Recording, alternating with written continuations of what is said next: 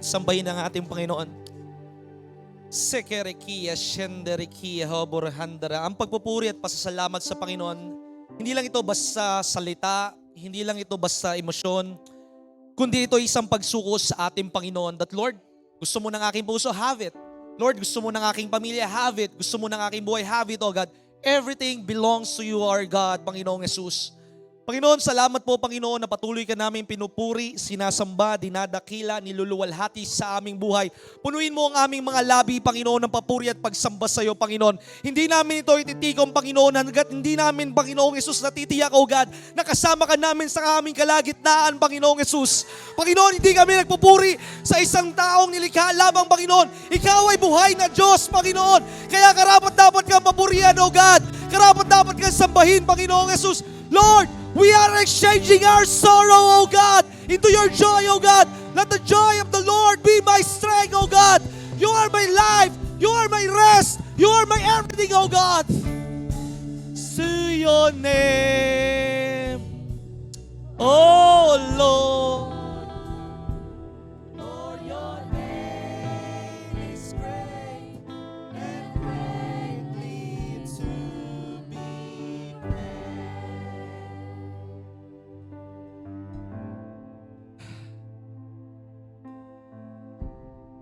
Ang iyong presensya, Panginoon, ang pumuno sa bawat isa. Alisin mo po sa aming isipan ang mga agam-agam, pagdududa, paghihinala, kapaguran. Alisin mo sa aming puso ang hindi pagpapatawad, Panginoon. Upang malaya ka makakilos sa aming buhay, Panginoon. Lord, mortify our flesh, O God. Pasakdalin mo kami, Panginoon. Tanggalin mo ang isipan ng pagkatao at ililipat mo kami, Panginoon, sa isipan ng pagka-Diyos, Panginoon. Malaya kang kumilos sa lugar na ito, Panginoon, that this is not, will be an ordinary service, O God. Hindi ito basta magiging usual Sunday service, but this will be a different one, O God. You said in your words, O God, they are new every morning, Lord. Lord, may we have a fresh encounter ngayong umagang ito. Magkaroon kami, Panginoong Yesus, ng sariwang karanasan sa iyo, Panginoon. Kaya dalangin namin, Panginoon, buksan mo ang buhay ng bawat isa para maging daluyan ng iyong kapangyarihan, maging daluyan ng iyong kabanalan, Panginoon. Ang pinakamagandang boses na iyong maririnig sa amin ay ang aming pananalig, ang aming kabanalan na nagmumula sa iyo, God. We can do it because of you, O Lord Jesus Christ. Awitin ko man lahat ng awit sa di kayang nilalawan ng kadakilaan mo. Kulang ang lahat ng tula, kulang maging mga salita upang ihayag ang kabutihan mo. awitin ko man lahat ng awit sa mundo, di kayang ilarawan ng kadakilaan mo. Kulang ang lahat ng tula, kulang maging mga salita upang ihayag ang kabutihan. Wala kang katulad, Panginoon! Saan man kami pumunta? Wala nang higit sa'yo, wala kang katulad, wala nang papantay sa'yo. Ikaw ang Diyos, noon pa man, maging ngayon at kailanman. Ikaw ay Sa laging habang nariyan, panahon, sa lahat ng wala panahon, sa panahon ng kang problema, katulad. sa panahon ng kabibuan, sa panahon ng tahimik ka, may ginagawa ka sa aming buhay, Panginoon. Wala nang higit sa'yo, wala kang katulad, wala nang babantay sa'yo. Ikaw ang Diyos, noon pa man, maging ngayon at kailanman. Sa habang panahon, wala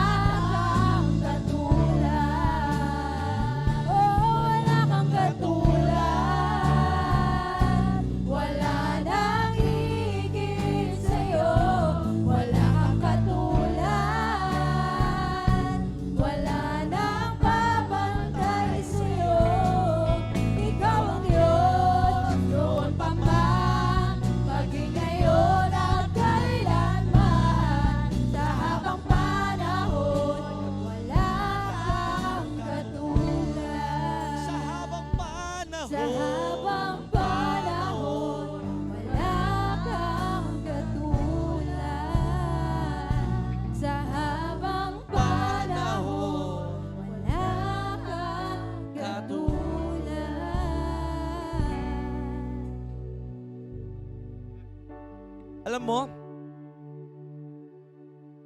ang Diyos na ating sinasamba, hindi siya kagaya ng mga ribulto na sinasamba ng mundo. Ang sabi ng bahagi ng Book of Isaiah, bakit yung sinasamba ang likha ng tao? Sila ay may bibig, hindi nakakapagsalita. Sila ay may mata, pero hindi sila nakakakita. Pero akong Diyos ay nasa lahat ng dako. Alam mo bakit walang papantay sa Panginoon?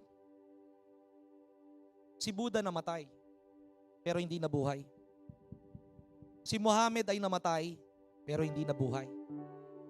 Sila'y nabuhay, nagtangka sila para hindi magkasala. Ang Panginoong Yesus, siya ay nagpakamatay para sa iyo. Hindi nagpakamatay na suicide. Siya ay namatay para sa iyo. At muli siyang nabuhay upang mabuhay ka sa kapangyarihan ng ating Panginoon at mawala sa iyo ang takot sa iyong buhay. Hanggat may takot ka sa iyong buhay, ibig sabihin buhay pa ang iyong laman. Sabihin mo sa oras at sandaling ito, ako ay pinagpala. Parang duda ka na ikaw ay pinagpala. Sabihin mo sa oras at sandaling ito, ako ay pinagpala. Ako ay pinalaya. Ako ay pinagaling. Ako ay pinuno ng Panginoon ng karunungan niya. Alam mo kapag sinasabi mo ikaw ay pinagpala, ang unang-unang pinagpala sa iyong buhay ang iyong spirito. At dahil pinagpala ang iyong spirito, mapupuno ka ng pabor na nagmumula sa ating Panginoon, mapupuno ka ng karunungan na nagmumula sa ating Panginoon. At kapag binukas mo ang iyong bibig, ang lahat ng iyong sinasabi ay magaganap sa pangalan ng ating Panginoong Yesus. Just remember this. Hindi mo matatanggap ang hindi mo pinaniniwalaan mo. You cannot receive what you do not believe. Hanggat hindi mo pinaniniwalaan na ikaw ay pinagalingan ng ating Panginoon, hindi mo mararanasan ang kagalingan. Hanggat hindi mo pinaniniwalaan na ikaw ay pinagpala, maunlad, mayaman, punong-puno ng pagpapala, hindi mo matatanggap ang pagpapala. It's always begin in the believing.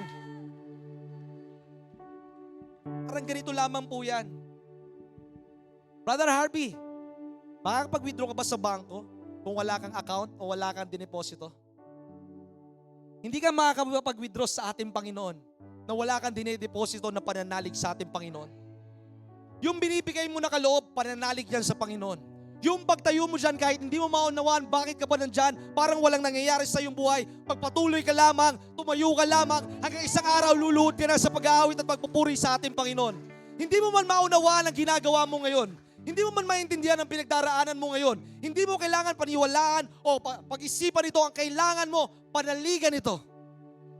Alam niyo po, maraming Kristiyano ang naniniwala sa Panginoon. Maraming taong naniniwala sa Panginoon. Walang problema doon. Ang problema, ilan na nagtitiwala. Believing is different from faith.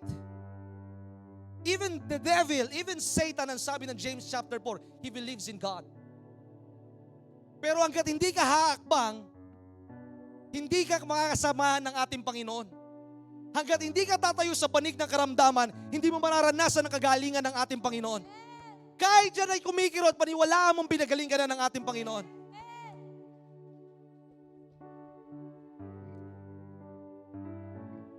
Alam mo sa iyong buhay, gustong kumilos sa iyo ng ating Panginoon. Pero ang problema, ayaw mong hayaan na lubusan makatrabaho siya sa iyong buhay. You always want it in my way. Your way will fail, but God's way will always prevail. Yung kaparaanan mo, mag-overtime sa trabaho, tingnan po natin ha. Ask yourself, nakakapag-overtime ka sa trabaho pero nagmamadali ka sa gawain ng Panginoon pauwi. Nakakagawa ka ng mahalagang report pero hindi ka makapanalangin sa ating Panginoon. Nakakapaghintay ka sa sweldo mo pero hindi ka makapaghintay sa hinihingi mong kagalingan, pagpapala o anumang bagay sa ating Panginoon. Before anything happens, keep on obeying. Kapag ikaw ay sumusunod sa ating Panginoon, makikita mo isang araw, yung pagpapala na ang susunod sa iyong buhay.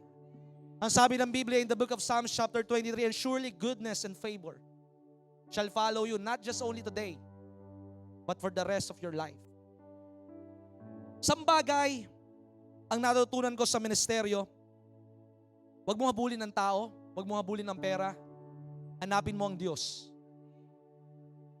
And all these things shall be added unto you.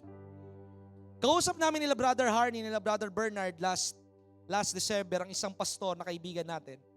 Sabi ko, bro, anong sikreto? Bakit grabe ang mga kaluluwa na inaani mo?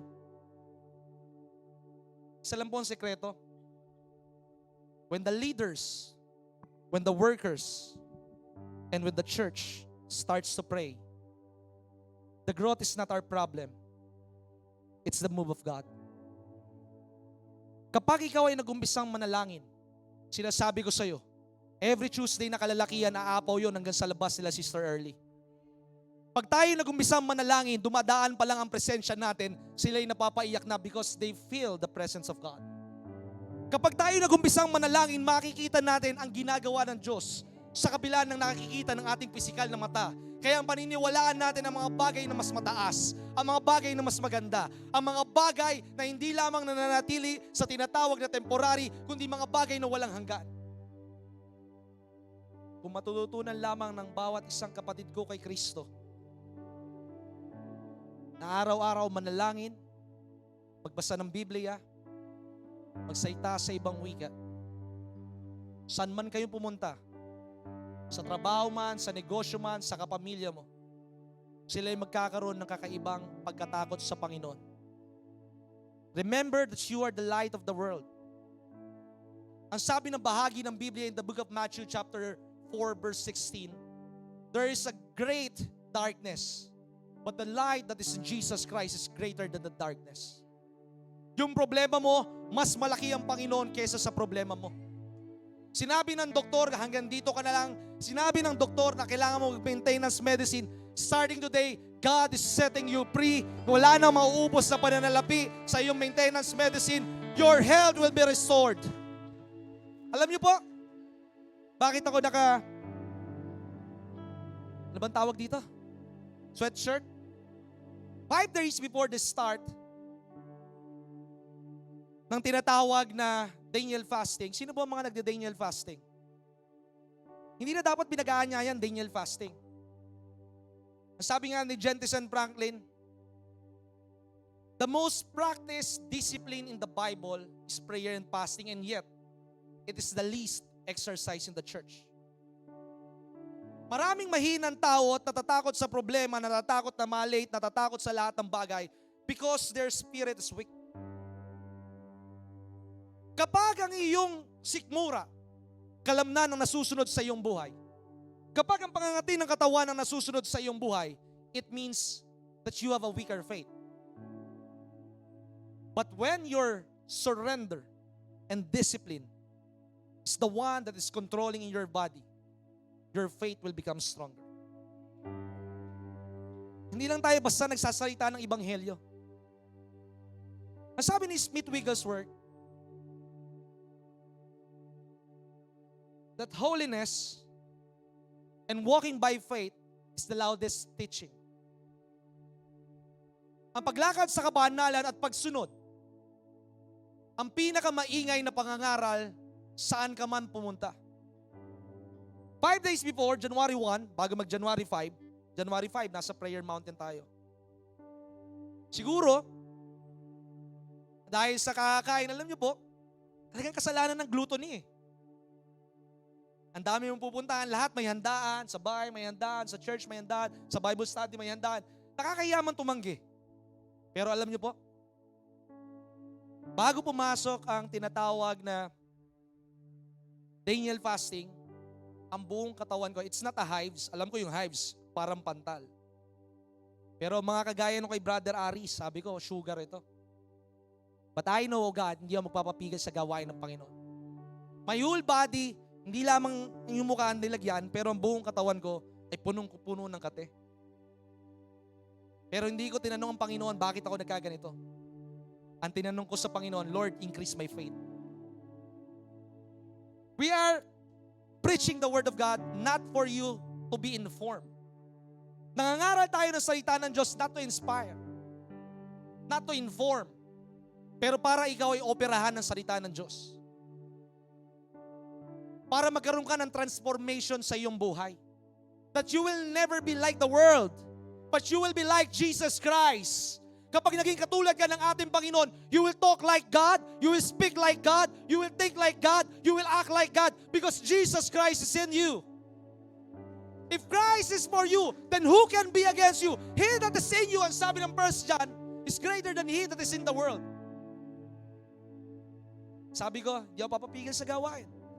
Ikaw ang nabubuhay sa aking buhay, Panginoon. Napapatuloy ang kate. And when on the 3rd day ng Daniel fasting, sabi ko sa Panginoon, Panginoon, gusto ko mag-full fast. Kaso nagtanong naman si Sister Early, kumakain ba kayo ng pansit na wheat? Sinabi ko, opo, masarap yun. Salamat po sa inyong pag-aalaga sa mga kalalakihan at sa mga kaluluwa. Nasa unang araw pa lang ako ng tinatawag na full fasting. I'm not doing a Daniel fasting. May nagkalok na. Pero para hindi ko ipaalam na nasa full fasting ako, kinain ko yun. And then after I ate, hindi ulit ako kumain ng 3 araw. And then, those kati-kati na bilog-bilog, nakala mo kinagat ka ng maraming lamok na sabi nung kaibigan natin sa simbahan, Pastor, baka may bulutong kayo. Sabi ko, hindi na magkakabulutong. Eh ako nagdala sa pamilya ng bulutong, lahat sila nagkabulutong dahil sa akin eh. Pero sabi ko, when you surrender unto God, that is the time that He will take charge of your life. Pag kilala mo ang Panginoon, hindi ka mangangamba sa nangyayari sa iyong paligid. Pag may relasyon ka sa Panginoon, hindi mo iisipin ang nangyayari sa iyong katawan. Because faith is not about feeling. Masaktan ka ba ng tao? Walang problema yon. Masasaktan ka, temporary, pero magpapatuloy ako. Hindi pwedeng iwasan mo ang tao. Hindi pwedeng magtanim ka ng hinanakit sa tao. Tandaan mo, yung taong iyon nilikha ng ating Panginoon. Tanda mo, lalong-lalo na yung Kristiyano mong kapatiran, kailangan kayo magkasundo, magpatawaran at magkaisa. Dahil kung siya ay iniiwasan mo, ibig sabihin iniiwasan mo ang Diyos. Parang ganito lang yan eh. Kunyari, si Brother Aurelio sa si Sister Jocelyn. Pag si Sister Jocelyn ay ini-snub ko at sinusungitan ko, magagalit sa akin si Brother Aurelio. Isa sila eh. Hindi sila dalawa. Kung paano ko tratuhin si Sister Jocelyn, ito'y makakasakit kay Brother Aurelio. Ibig sabihin, kung paano ko tratuhin ang kapwa ko tao, kapwa ko Kristiyano, ginagawa ko ito sa Panginoon. At hindi ko pwedeng sabihin na iniibig ko ang Panginoon. At hindi ko pwedeng sabihin na ako'y nagpapasing, ako'y nagbibigay ng kaloob. Ang sabi ng Biblia, bago ka magbigay ng kaloob, magpatawad ka. Bago ka umawit ng papuri at pagsamba sa Panginoon, magpadalisay ka sa ating Panginoon. Singing is not just about words. Singing is about the pureness, the holiness that is in you. Character is tested when you are alone. Ang pag-uugali, alam niyo po, mainisin ang tao. Pero sa kabila ng lahat, ang nakikita ko, to control my mouth and to control to speak. Walang mananalo. Ang sabi nga ng Biblia, be slow to speak, slow to anger, and quick to listen. It is not my word. It is the word of God. How do you know Jesus Christ? Paano mo kakilala ang ating Panginoon? Ang sabi nung isang tinanong ko, kilala ko ang Panginoon dahil nananalangin ako, pero hindi ako nagbabasa ng Biblia. Sabi naman nung isa, kilala ko ang Panginoon kasi nagbabasa ako ng Biblia. It is not enough. Makikilala mo ang Panginoon kapag ikaw ay nananalangin, nagbabasa ng Biblia at sinasabuhay mo ang salita ng Diyos. Para wala tayong pagmalaki. I am who I am today. You are who you are today. Hindi dahil masipag ka, hindi dahil banal ka, hindi dahil na perfect attendance ka. It is because of the grace of God. Ang biyaya, ang grasya ng ating Panginoon, sabi ko nga sa Facebook, it does not erase the standard of God. Pangalan natin biyaya ng Diyos, pero hindi ibig sabihin nun, mabubuhay na tayo sa gusto natin. Ibig sabihin nun, mas lalo ako magpapasakop sa iyong batas, sa iyong standard because the grace of God refines me. The grace of God raises up the level, the discipline that I have in my life because the more that I receive from you, O God, the more that I can give. I will give my time. I will give my finances. I will give my talent. I will give my everything because you have given your only begotten Son. Sabi ng Biblia,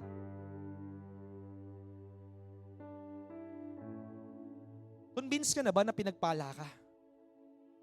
Alam mo bakit ka mayaman? Tanungin mo nga sa katabi mo, bakit ka mayaman? Anong sagot? Dahil sa Panginoon. Mayaman ka dahil sa Panginoon because Jesus Christ is the hidden treasure on the earthen vessel. Kapag nasa iyo ang Panginoon, at naghahari sa iyo ng Panginoon, ang sabi ng Biblia in the book of Daniel chapter 11 verse 32, those who do know their God, ang mga taong nakakilala sa Panginoon, they shall do great and mighty things. Huwag mong paniwalaan na retire ka na. Huwag mong paniwalaan na hanggang kama ka na lang kasi ikaw ay tinatawag na PWD. Huwag mong paniwalaan na hanggang ikaw ay sweldohan na lamang. Kapag ikaw ay pinaniwalaan mo ang pagkatawag sa iyo ng ating Panginoon, makikita mo, walang humpay, walang patlang at walang tigil ang paggamit sa iyo ng Panginoon dahil nagpapagamit ka sa Panginoon. Kantahin natin ang kantang ito. Tinanong ko nga kay Sister Aren at kay Brother King, pwede ba pakikanta ang kantang ito? The God that you know is holy and righteous. Kung ang Diyos ay banal, sabihin mo sa katabi mo, banal ka. Sabihin mo sa katabi mo, matuwid ka. Alam mo bakit ka banal? Not because of your own effort. Kaya ka banal dahil sa iyong paniniwala sa ating Panginoon. Hindi mo kayang gumawa ng kabanalan, pero kaya ng Diyos sa iyong buhay kapag sumuko ka at naniwala ka sa ating Panginoon.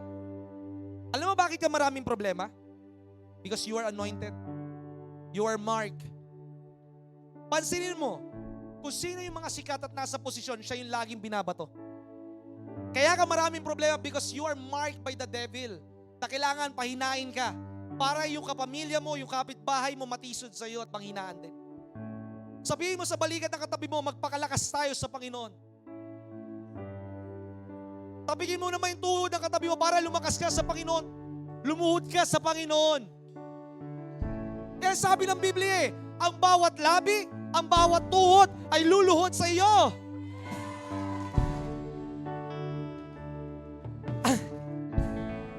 Ang sabi nung aking kausap, alam niyo, Pastor, pag tumatanda ka na, kailangan nasa prayer intercession na tayo. Alam mo, hindi mo hihintayin para ikaw ay tumanda. Ang pananalangin, hindi gawain ng matatanda. Ang pananalangin ay gawain ng bawat isang mahininga at anak ng ating Panginoon.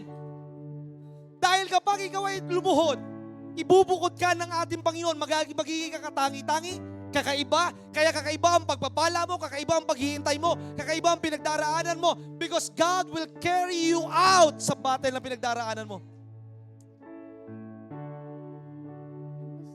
Sige, kantahin po natin yon.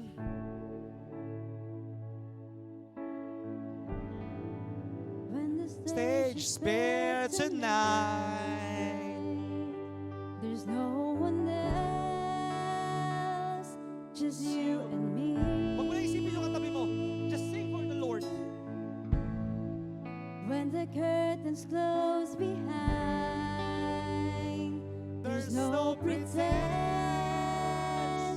I'm on my knees.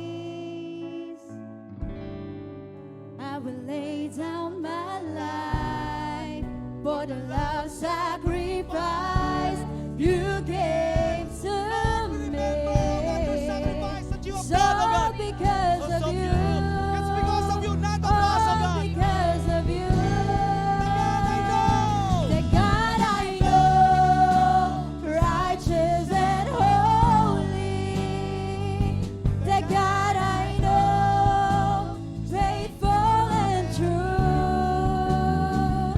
the God I know, my tower of refuge, hearts are healed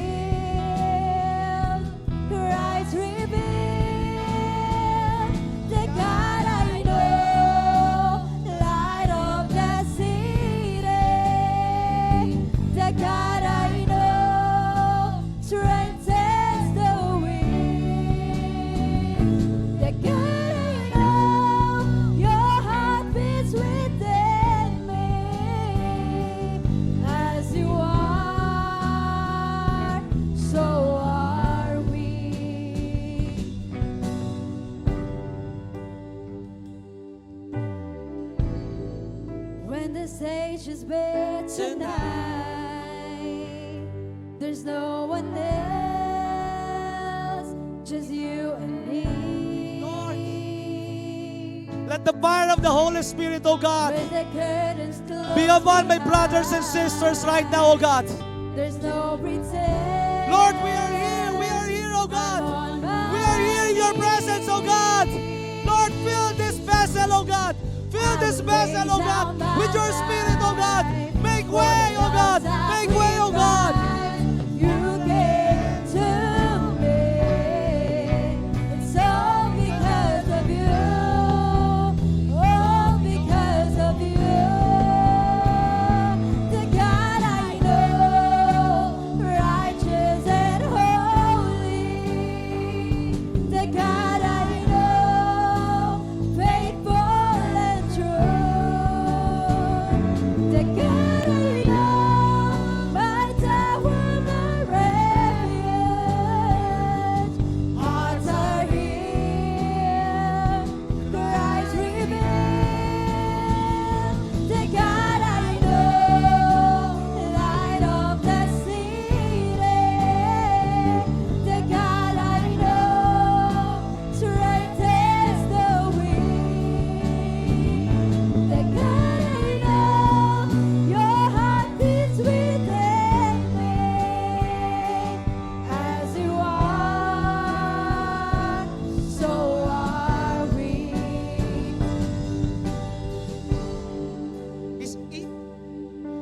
Ang sabi doon, as you are, so are we. Tanungin mo sa iyong sarili, ang Diyos ba'y nagkasakit? Kaya simula sa oras at sa sandaling ito, expired na yung sakit mo sa iyong buhay.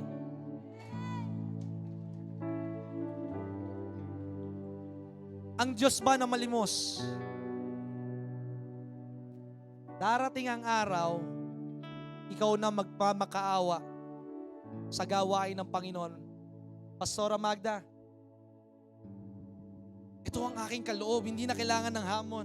Mag-uuna na kayo mag-tithes and offering dito sa harapan because that is the expression of your love. Darating ang araw, yung kahabaan ng Binyan, Laguna, magiging traffic yan dahil napakaraming sasakyan na nakaparada sa baba. Maaari ngayon, ikaw ay naglalakad, nakasakay sa jeep, nakamotor, o ikaw ay nanghiram ng sasakyan. Darating ang araw, sarili mo na iyon. Tandaan mo ito, kapatid. Pwede kang maging mayaman at the same time, may takot sa Diyos. You can be wealthy and at the same time, you have the fear of God and godly. Kahapon, dinaanan ko yung classmate ko, kilala ni Brother Harney yun. Manager sa Toyota. Sabi ko, bro, alam mo, yung kagalakan ko sa Panginoon, nag-uumapaw na makita kita ngayon. Pinento ko sa inyo 1 year ago, yung kanyang pangangatawan, kasing nipis na lang ng 2 daliri o 3 daliri ko. Si Brother King. Kahapon natuwa ako. Napakalusog ng kanyang pangangatawan. At ang sabi niya, kamusta, nagtatrabaho ko pa rin ba sa Toyota? Sabi niya, bro, hindi na muna. Dahil mas kailangan ako dito sa bagong ibinigay ng Panginoon na eskwelahan. Dari na sila may eskwelahan. Huwag mong tingnan yung pinagdaraanan mo. Tingnan mo yung tinatawag na mensahe ng Panginoon sa gitna ng pinagdaraanan mo. Kung hindi mo kayang makipaglaban, kaya ng Diyos makipaglaban sa iyong buhay, kailangan mo lang, you just need to admit that I am weak. Huminga ako na patotoo last Friday sa overnight prayer. Ang sabi ng isang kapatid, alam niyo po, Pastor, matindi ang labanan. Sa pagpasok ng Daniel fasting, unang-unang araw pa lamang po, nakipagtalo sa akin ng aking apo, nakipagsigawan. Sabi niya, pangatlong araw, tinawag ako ng pinsan ko, magpapapray daw. Kasi inaalihan ng masamang spirito. Nung yung pagpe-pray raw niya, nakipagsigawan sa kanya. Sabi ko, ano nangyari? Pastor, parehas kami napagod. Sabi ko sa kanya, kulang pa kasi yan pananalangin at Daniel fasting mo, 3rd day pa lang eh. Bumalik ka ulit sa 21st day. Ang sabi ng Biblia, and these things, and this sickness And this poverty, whatever you are facing right now, this will go through prayer and fasting. Hindi dahil sa pag-aayuno, pananalangin. Dahil kapag ikaw ay nag-aayuno at ikaw ay nananalangin, ang pananalig mo ay tumataas. Hindi dinigin ng ating Panginoon yung ating sinasabi. God is not listening on what we are saying. God is listening on your faith. And without faith, it is impossible to please God. Maaaring makapagsabi kayo ng maganda sa kapwa mo, pero ang tinitingnan ng Panginoon yung pananalig mo. At ang magandang balita, kahit man ikaw ay hindi makapanalig, ang Diyos nananalig na kayang-kaya mo. Even though that you are faithless, God is faithful. Kaya nga bago tayo mag-umpisa, gusto ko ipanalangin ng mga taong nangangailangan ng pera, pumunta lamang po sa harapan. Kung ikaw ay kapos sa buhay, matanggap mo sa oras at sandaling ito ang pagpapala na nagmumula sa ating Panginoon. Mula sa kawalan, ikaw ay magkaroon ng kapunuan. Mula sa kakulangan, ang magkukulang na yung sisidlan mo sa iyong bahay. Kaya kung sino man yung may pangangailangan na napakatindi, pumunta sa harapang ito. Kung sino man ang nangangailangan ng malaking pananalapi, malalaking pagpapala, Brother Jonathan, bakit natin pinag-uusapan ng pagpapala? Tandaan mo, bakit ka ba hindi nakakasimba? Kasi naghahanap ka ng pambayad sa bahay mo. Bakit ka ba pagod at inaantok kapag nangangaral si pastor? Alam mo bakit? Kasi pagod ka sa kakahabol ng mga Judith mo sa iyong buhay. Hanggat ang hinahanap mo yung panggagalingan, laging ikaw ay mawawalan. Pero kapag ang Diyos ang pumuno sa iyong buhay, makikita mo sa iyong buhay, mapapaiyak ka na lamang, Panginoon, bakit mo ako pinagpapala ng ganito? Tapos na ang kakapusan sa iyong buhay sa oras at sandaling ito sa makapangyarihang pangalan ni Kristo Jesus. Lalabas ka sa simbahang ito para magpakain ng mga mahihirap. Hindi na activity na simbahan. We will have a lot of outreach programs sa labas ng simbahan. It is not an event. That Lord, bless me indeed. Bless me indeed. Bless these people, oh God. Bless these people, oh God. In the mighty name of Jesus, bless these people, oh God. Bless these people, oh God. In the mighty name of Jesus Christ, set them free. Set them free. Set them free. Set them free. Set them free. In Jesus' name, set them free. Set them free. Set them free. Set them free. Set them free, oh God. Set them free in Jesus' name. Set them free. Set them free, oh God. Set them free, oh God. Change the course of their life. Change the course of their life. Change the course of their life. Change the course of their life. Oh, Father God, let there be an outpouring of blessing. An outpouring of blessing. An outpouring of blessing. An outpouring of blessing. An outpouring of blessing. An outpouring of blessing. An outpouring of blessing, oh God. Lord, bless them. Bless them, oh God. Beyond what they could think or imagine. Bless them, oh God.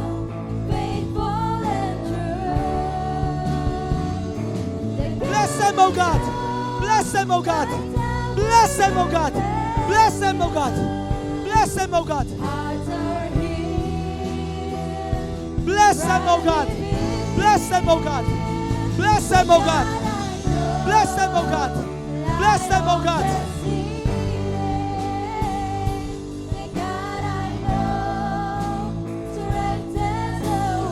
This is church, oh God. This is church. This is who you are, oh God.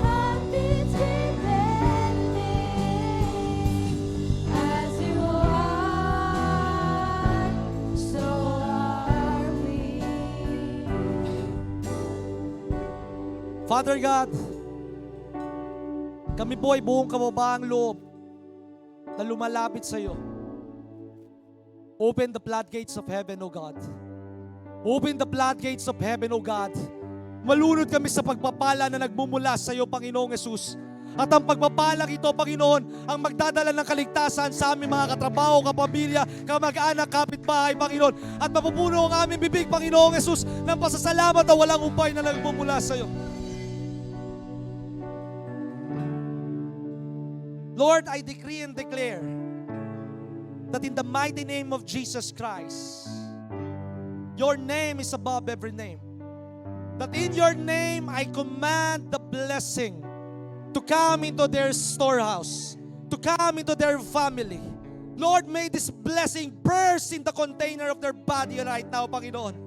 Panginoon, naalalanin nilang araw na ito, Panginoon. January 10, Panginoong Jesus. This will be, oh God, the turnaround of their life, Panginoon. They will be millionaires. They will be billionaires. They will be a store owner, oh God. They will be the head and not the tail.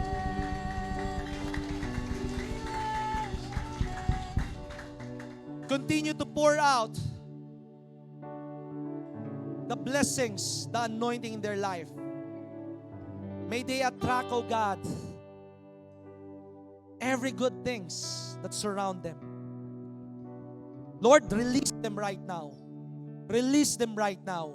Release them right now, Panginoon. Hindi na lalabas sa kanilang bibig, may bayarin tayo. Ang lalabas sa kanilang bibig, ano pa ang kailangang bayaran? Because I cannot contain it anymore. This is the start of freedom in this church, in our life, in your ministry, oh God. It is yours, oh God.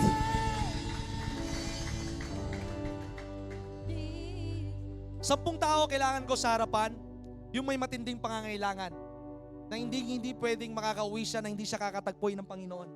10 tao pumunta sa harapan.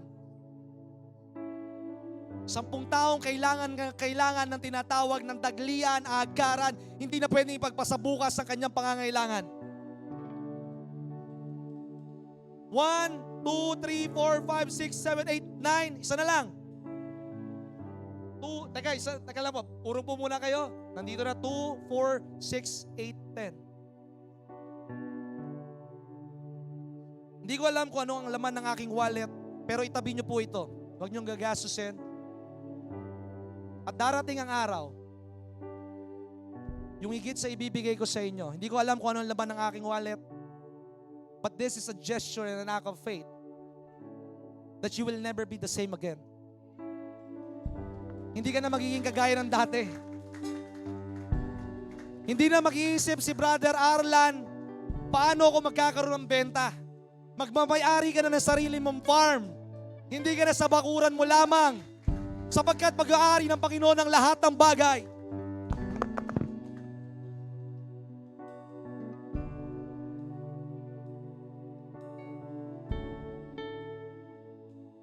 Church, He knows, righteous and holy.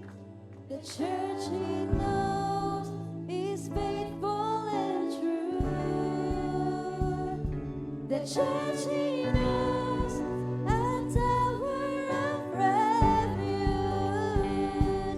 Hearts are healed, Christ revealed. The God I know, lights of the city. The church He knows. Strengthens the weak. The church He knows is strong and mighty. As He is, so are we. As He is, so are we. Panginoon, As He is. sa kanilang pagiging totoo sa iyo, Panginoon, maging ganap ang aming pinagkasunduan, idinalangin, at ito'y iyong sinelyuhan sa kapangyarihan ng banal na Espiritu. Aalis kami sa simbahang ito dahil kami nag-uumapaw sa mga kaluluwa. Aalis kami sa lugar na ito dahil ang bawat isa sa amin, Panginoon, ay lilipat na sa panibagong building na ibibigay mo, Panginoon. Aalis kami sa lugar na ito, hindi magtatapos ang 2026. May mabibili tayong lupa sapagkat ikaw ang unang magbe-pledge ng 1,000,000. Hanggang sunod-sunod kayo mag-pledge ng 1,000,000. Araw-araw magkakaroon ng kainan sa labas ng simbahan para sa mga taong walang pagkain sa kanilang buhay. Dakila nga makakatagpuin mo kami sa oras at sandaling ito. Hindi dahil sa aming bibig, kundi dahil sa iyong kahabagan, sa iyong grasya sa aming buhay. Lord, sila'y iyong pahayuin sa kanilang mga kanya-kanyang trabaho, tahanan, destinasyon, at sila'y mamunga Sa pangalan ni Kristo Jesus at ang lahat ng buhay ay magsabi ng Amen. Congratulate mo yung katabi mo. Mayaman ka na sa ating Panginoon. Mayaman ka na sa pisikal. Tunay na mayaman ka.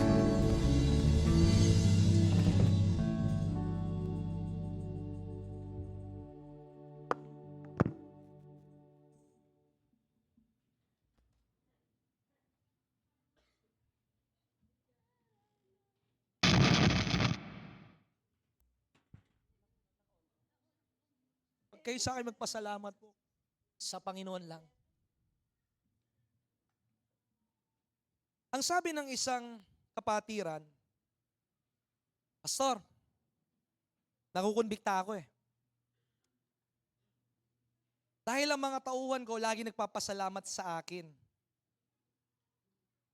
Dahil ang lahat ng meron ako ay hindi sa akin. Ang lahat ako ay dahil sa Panginoon.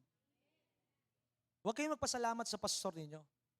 Magpasalamat kayo sa Diyos. Kaya natin nagagawa ito dahil mismong naranasan natin ang kabutihan ng ating Panginoon. At kapag naranasan nyo ang kabutihan ng Panginoon simula sa araw nito hanggang sa mga darating na panahon, hanggang sa inyong huling tinatawag na misyon sa mundong ito, kailangan magkaroon po ito ng tinatawag na ripple effect. Na ipapasa ninyo ang kabutihan ng Panginoon so that this world ay magiging kagaya ng pinaplano ng ating Panginoon. Manalangin po tayo dumako sa mensahe. Dakilang Ama, nagpapasalamat po kami sa kabutihan mo. Salamat po sa walang hanggang pag-ibig mo na ipinamamala sa bawat isa. Panginoon, hindi lamang po kami narito para makinig, kundi narito po kami, Panginoong Yesus, para kami, Panginoon, ay higit, Panginoong Yesus, na tumalas, tumindig, tumibay, at higit sa lahat, Panginoon, maalis kami, Panginoon, sa pagtingin namin sa aming sarili at kami lumbakad sa kapuspusan ng banal na Espiritu. Panginoon, nagpapasalamat kami na may gawain na kagaya nito. Na ang iyong salita ang bumabago sa buhay ng bawat isa. Na ang iyong salita ang nagpapalaki ng kanilang pagkakilala, isipan sa iyo, Panginoong Yesus, na kami hindi maliit, kundi kami malaki. Dahil ikaw ang malaking Diyos na nasa aming buhay. Panginoon, bubuksan mo ang mga pangarap na tila ba namatay na sa kanilang buhay, kundi ito'y ginagawa mo lamang para kami lubusang magtiwala sa iyo at hindi magtiwala sa aming pinagdaraanan. Lord, salamat po. Salamat po, aming Ama, na kami nakaupo para kami ay iyong ihanda sa malaking gagawin mo sa aming buhay. Sa pangalan ni Kristo Jesus, ang lahat ng buhay ay magsabi ng Amen. Naniniwala ko na ngayon ay bagong buwan, bagong taon, at bagong linggo na naman next week.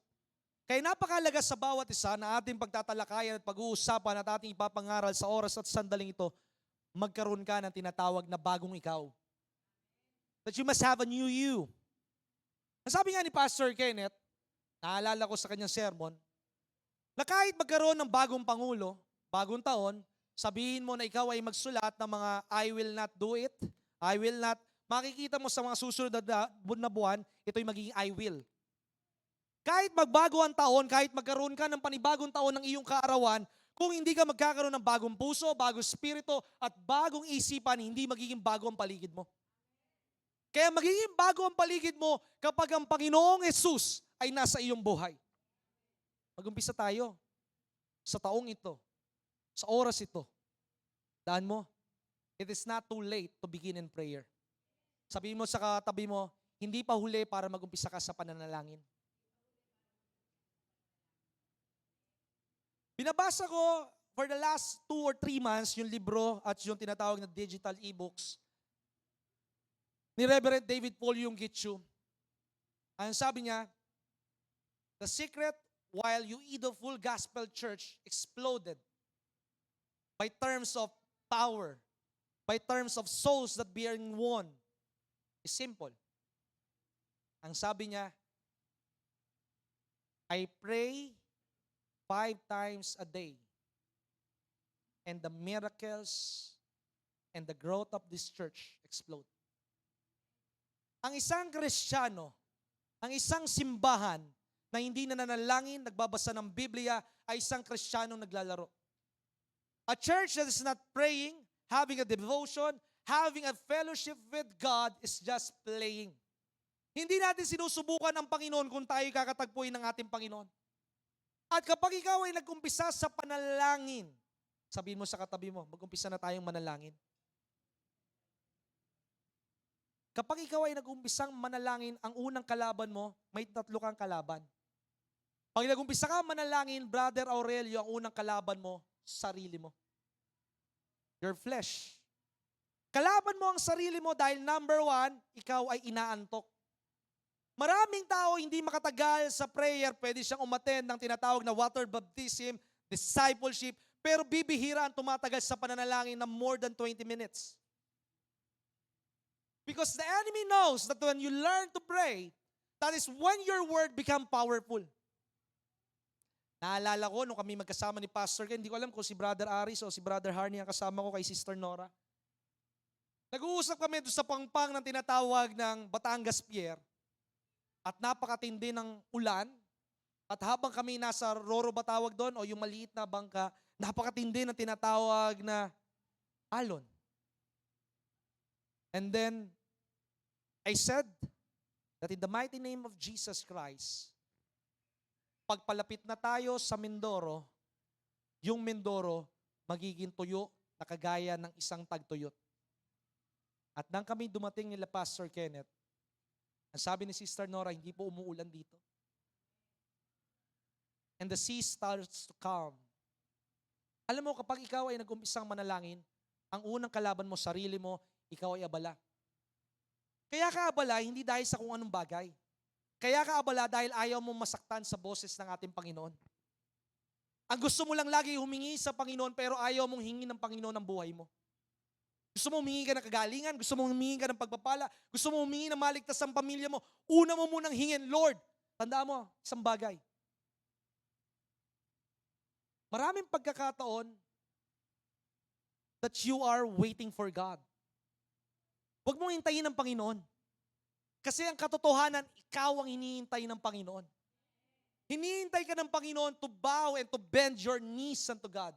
Hinihintay ka ng Panginoon na ikaw ay dumalo sa mga gawain na nakakapagbigay ng spiritual na kalakasan sa iyong buhay. Huwag mong hintayin na gumanda ang iyong buhay kapag nakatapos na ang iyong anak, kapag nakabayad ka na sa mga utang, habang hindi pa nagaganap ang lahat ng bagay, dumalo ka na sa gawain ng Panginoon at makikita mo, ang Panginoon ay bibigyan ka ng kapayapaan, karunungan at magbubukas ang Diyos sa kaparaanan sa iyong buhay. Ang tao kasi, kaya minsan nahihirapan manalangin, masakit ang katawan. Ang sakit sa katawan ay magpapatuloy, pero magpapatuloy ng higit ang kapayapaan ng Diyos sa iyong buhay. At hanggang isang araw, hindi mo na mararanasan yung hirap na paghinga sa iyong buhay.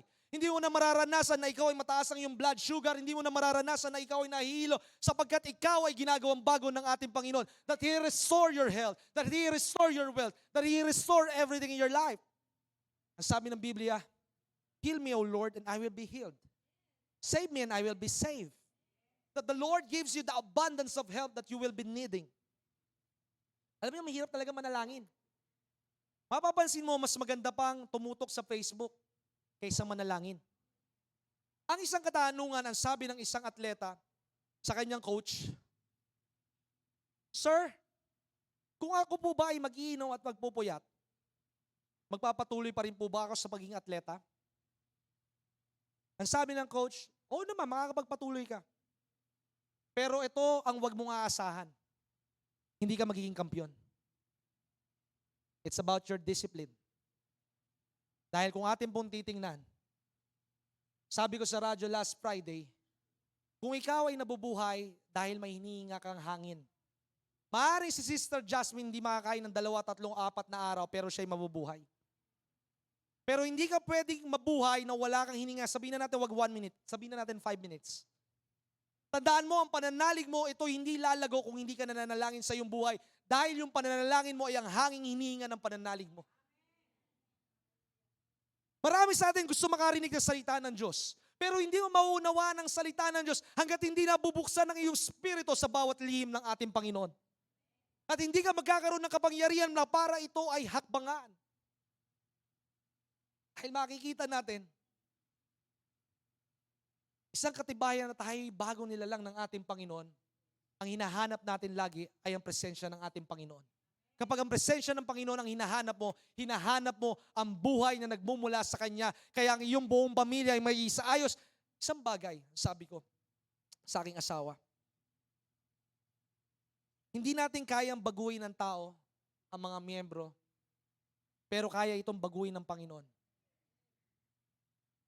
This is a real story. May isang kapatiran na sa simbahan na kung saan siya ay may kaya. Pero siya yung pinakamareklamo sa mga ambagan, sa mga special pledges.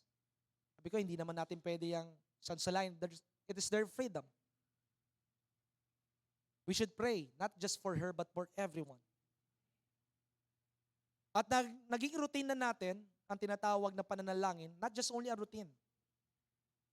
Our prayer should not be casual and usual. Our prayer should be intentional. Hindi lang basta makapanalangin tayo dahil may hinihingi ka. Manalangin ka hanggang mawala na yung sarili mo sa iyong buhay. At after a few months, almost a year, nagulat kami sa pagbabago ng isang kapatiran. Siya na nauuna sa ambagan. Siya na nauuna sa tithes and offering. Hindi ko siya sinabihan, pero ang Diyos ang kumilos sa kanyang buhay. Kung gusto mo mabago ang asawa mo, iiyak mo sa Panginoon. Kung gusto mo mabago ang sitwasyon mo, iluhod mo sa Panginoon. At kapag niluhod mo ito sa Panginoon, ibubuhos niya ang lahat ng kakailanganin mo because God is a faithful and a righteous God.